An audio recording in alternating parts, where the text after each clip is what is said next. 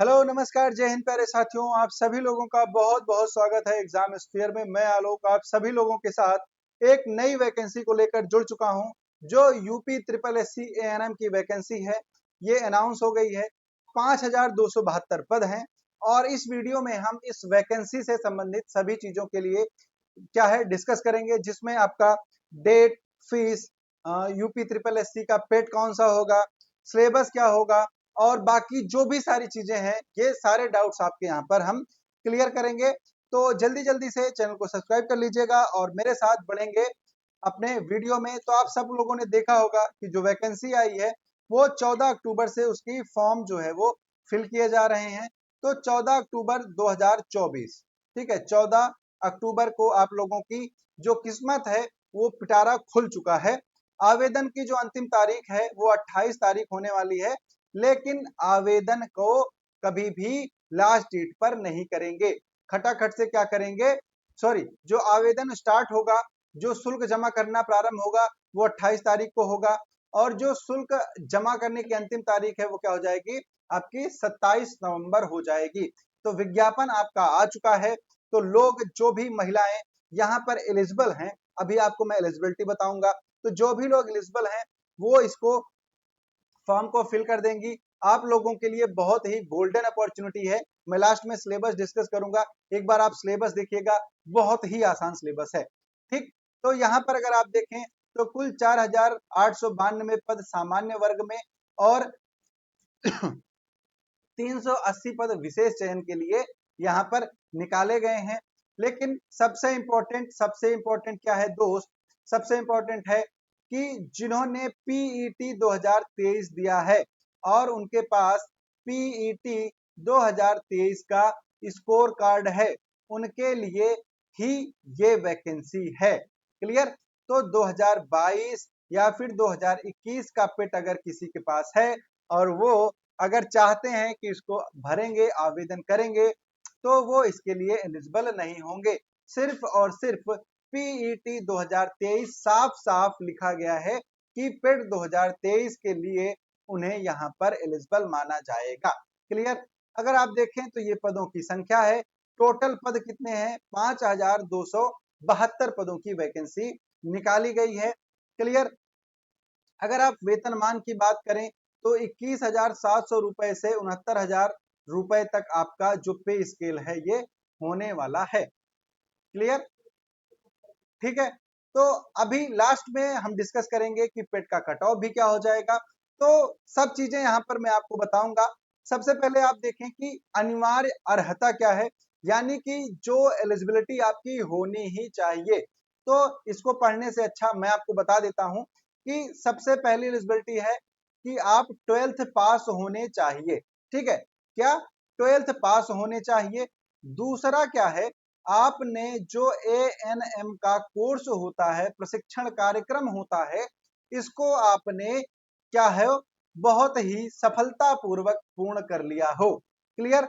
उसके बाद जो Uttar Pradesh nurses and midwife council Lucknow के द्वारा पंजीकृत संस्था हो, वो यहाँ पर मान्य होगी।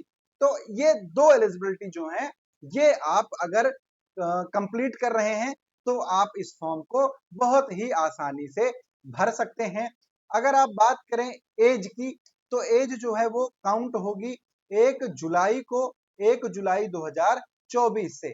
यानी कि अगर आप 1 जुलाई 2024 को 18 वर्ष पूर्ण कर चुके हैं और 40 वर्ष से अधिक नहीं है, तब आप इसको फिल कर सकते हैं।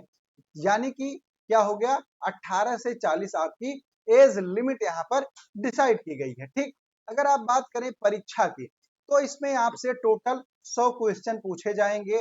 कितने नंबर के होंगे? 100 नंबर के होंगे। समय कितना दिया जाएगा टोटल? तो 2 घंटे का समय आपको प्रदान किया जाएगा। सोचने वाली बात यह है कि इसमें निगेटिव मार्किंग भी की गई है, जो 1/4 यानी कि 25% आपकी होने वाली है। ठीक है, तो इसको आप ध्यान में रखेंगे कि निगेटिव मार्किंग यहाँ पर है। ठीक है, 1/4 यहाँ पर निगेटिव मार्किंग रखी गई है, तो इसको हमेशा ध्यान में रखना। अब आएंगे तो अपना जो सिलेबस है वो क्या है। तो सिलेबस जो है, इसके बाद हम चर्चा करेंगे पेट की कट ऑफ के बारे में। तो विषयगत ज्ञान अगर बात करें तो 38 टॉपिक्स हैं, ठीक है। 38 टॉपिक को आयोग ने सीधे सीधे बोला है कि यहीं से क्वेश्चन आएंगे, बाहर से कुछ नहीं आएगा। तो आप math, reasoning, Hindi, history, polity, economics ये सब कुछ नहीं पढ़ना है, ठीक है। यही पढ़ना है। पहला क्या है, स्वास्थ्य के निर्धारक तत्व, फिर भारतीय स्वास्थ्य समस्या और बाह्य रूप एवं योजना, फिर एचसी, पीएचसी, सीएचसी जिला अस्पताल का संगठन, फिर स्वास्थ्य संस्थाएं जैसे डब्ल्यूएचओ, यूनिसेफ, यूएनएफपीए, यूएनडीपीए, एफएओ, और क्या क्या हो गया, विश्व बैंक हो गया, रेड क्रॉस हो गया, ये सारी चीजें हैं इनके बारे में। उसके बाद स्वास्थ्य कार्यकर्ताओं के कार्य और दायित्व, एएनएम के लिए आचार संहिता, समुदाय में सलाह देने में स्वास्थ्यकर्ताओं की भूमिका, स्वास्थ्य के लिए पोषण की आवश्यकता, पोषण एवं बीमारी का आपसी संबंध, खाद्य पदार्थों का पोषण और वर्गीकरण, विभिन्न आयु के लिए संतुलित आहार, विटामिन और खनिज की कमी से होने वाले रोग, और महिलाओं में पोषण जनित रक्त अल्पता। फिर उसके बाद 5 वर्ष तक के बच्चों का पोषण, पोषण में एनएम लोगों की, आंगनबाड़ी की भूमिका। फिर उसके बाद मानव शरीर की संरचना और शरीर प्रणाली और उनके कार्य। ये थोड़ा लेंथी टॉपिक है बायोलॉजी का, बढ़िया से आप इसको करेंगे, ठीक है। फिर उसके बाद शरीर की स्वच्छता, मानसिक स्वास्थ्य की अवधारणा, ये आपसे आएगा। उसके बाद है कि संक्रामक रोगों के नियंत्रण और रोकथाम हेतु सामान्य उपाय। उसके बाद संक्रामक रोग, यहां तक कि आपको रोगों के नाम भी दे दिया है कि इन्हीं रोगों को पढ़ना है, जैसे डिप्थीरिया, काली खांसी, टिटनेस, पोलियो, खसरा, तपेदिक, चिकन पॉक्स, कंठमाला, रुबेला, आंत्र ज्वर, ठीक है, hepatitis, rabies, malaria, dengue, filaria, काला आजार, ये सारी क्या है, इन्होंने रोगों के नाम भी दे दिए हैं। उसके बाद समुदाय, समुदाय मतलब समुदाय यानी कि एक सोसाइटी में बीमारियों की देखभाल। उसके बाद ज्वर, उसके बाद यानी कि बुखार, बुखार में क्या क्या हो जाता है। फिर उसके बाद स्वास्थ्य में जो आयुष है, जिसमें हम आयुष्मान कार्ड भी बनवाते हैं, तो इसमें भूमिका और घरेलू उपचार, और क्या है, दवाओं का वर्गीकरण। उसके बाद क्या है, प्राथमिक चिकित्सा की आवश्यकता, यानी कि जब चोट वोट सामान्य लगती है तो फर्स्ट एड जो होता है। फिर सामान्य चोट और बीमारी, कहीं पर घाव हो गया तो प्राथमिक चिकित्सा देखभाल, शिशुओं और बच्चों में वृद्धि और विकास को प्रभावित करने वाले कारक, बच्चों का शारीरिक, मनोवैज्ञानिक और सामाजिक विकास, दुर्घटना कारण सावधानी, रोकथाम। उसके बाद स्तनपान के बारे में, विद्यालय में स्वास्थ्य समस्याएं क्या होती हैं, उसके कार्यक्रम क्या होते हैं, इन सब के बारे में। किशोरों के लिए यौन शिक्षा इंपॉर्टेंस और क्या क्या चीजें बताई जानी चाहिए। महिलाओं में मासिक चक्र और उसके दौरान स्वच्छता क्या होनी चाहिए। किशोरावस्था में गर्भधारण और गर्भपात संबंधित जानकारी, भ्रूण और नाल, सामान्य गर्भावस्था के लक्षण क्या है, चिन्ह क्या है, सामान्य प्रसव क्या होता है, नवजात की देखभाल, गर्भावस्था में क्या क्या असामान्यताएं आती हैं, इसके बारे में, गर्भपात, गर्भपात के प्रकार और कारण, इन सब के बारे में। बस ये सिलेक्टेड टॉपिक्स हैं, 38 टॉपिक हैं, मुश्किल से 38 दिन का टॉपिक है। अगर आप पढ़ेंगे तो एक दिन में 2 घंटा दीजिएगा, सब कुछ कवर हो जाएगा, ठीक है। इसकी एक डिटेल स्ट्रेटजी आप लोगों के साथ मैं कल डिस्कस करूंगा, और जल्दी ही आपको इसकी टॉपिक वाइज क्लास जो है वो मैं आप लोगों के लिए प्रोवाइड करूंगा, ठीक है। तो जो भी लोग यहाँ पर ये वीडियो देख रहे हैं, वो आगे वाली क्लासों के लिए इसको सब्सक्राइब कर लेंगे।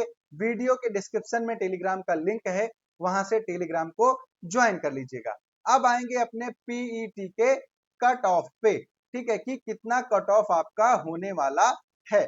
तो सबसे पहली बात, जिन्होंने 2023 का पीईटी दिया है, सिर्फ उन्हीं लोगों के बारे में बात की जाएगी, बाकी लोगों के लिए यहाँ पर एलिजिबिलिटी नहीं है।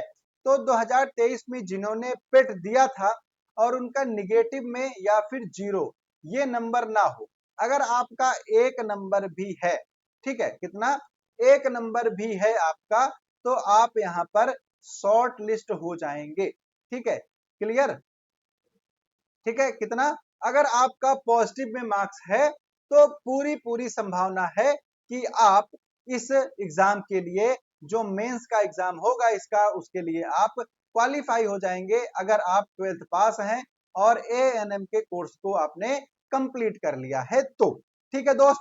तो ये सारी चीजें हैं, यहाँ आपको सारी डिटेल्स प्रोवाइड कर दी गई हैं। अगर आपका उसके बाद भी कोई क्वेश्चन है तो आप कमेंट बॉक्स में पूछ सकते हैं, ठीक। और सबसे जरूरी बात, चैनल को सब्सक्राइब कर लीजिएगा। इससे संबंधित जो क्लासेस हैं वो 1 से 2 दिन में आप लोगों के लिए रेगुलर जो है वो आना शुरू हो जाएगी। मिलते हैं आप लोगों से अगले सेशन में, तब तक के लिए आप सभी लोगों को प्यार भरा नमस्कार। जय हिंद, जय भारत।